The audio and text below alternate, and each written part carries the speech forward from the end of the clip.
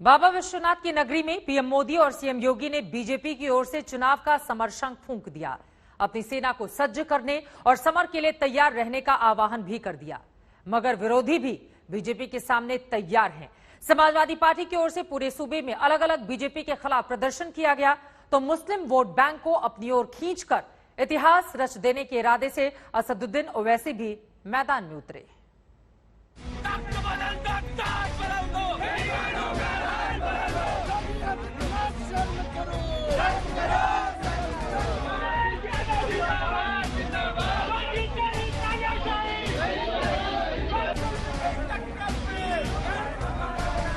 पंचायत चुनाव में भले ही बीजेपी ने बढ़त बना ली हो, लेकिन यूपी के चुनावी रण में विरोधी इतनी आसानी से हथियार डालने वाले नहीं।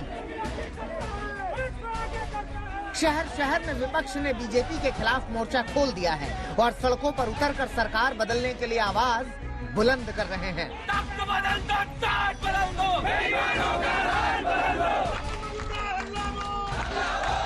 पंचायत चुनाव में धांधली का आरोप लगाते हुए समाजवादी पार्टी के कार्यकर्ताओं ने योगी सरकार के खिलाफ पूरे प्रदेश में हल्ला बोल दिया।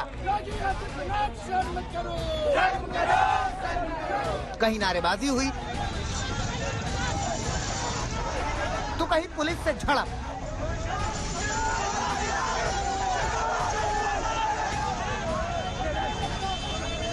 और कहीं तो कार्यकर्ताओं को रोकने के लिए लगाई गई बैरिकेडिंग किसी काम ना आ सकी। समाजवादी पार्टी के कार्यकर्ताओं ने अपने तेवर से जाहिर कर दिया कि यूपी का सियासी रण बहुत भीषण होगा। योगी सरकार के खिलाफ लड़ाई सिर्फ सड़क पर ही नहीं लड़ी जा रही है, सियासत के सारे समीकरण को साध कर बीजेपी के विरुद्ध मोर्चा बंदी की तैयारी है।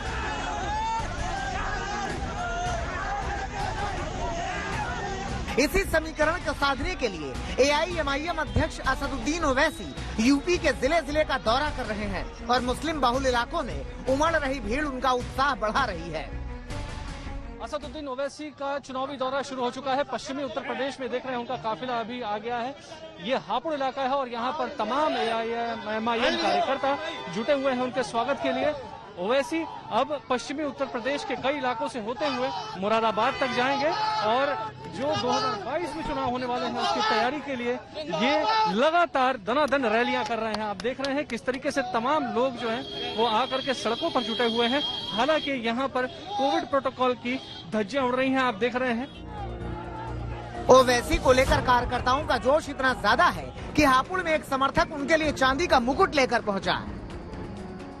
वो इस मिशन के लिए निकले हैं, गरीबों की आवाज के लिए निकले हैं, मजलूमों की आवाज के लिए निकले हैं और जो जुल्म हो रहे हैं उनकी आवाज के निकले हैं। आज दलित पिछड़ा वर्ग या मुस्लिम उसकी आवाज सुनने वाला कोई नहीं है, तो आज उसकी आवाज के लिए निकले हैं। तो उनकी आवाज बुलंद करने के लिए हम उनके स्वागत के लिए खड़े हैं। कार्यकर्ताओं के इसी जोश के दम पर ओवैसी यूपी में बड़े खेल की तैयारी कर रहे हैं और यही वजह है कि सीएम योगी आदित्यनाथ के साथ पीएम मोदी पर भी वो सीधा हमला बोल रहे हैं।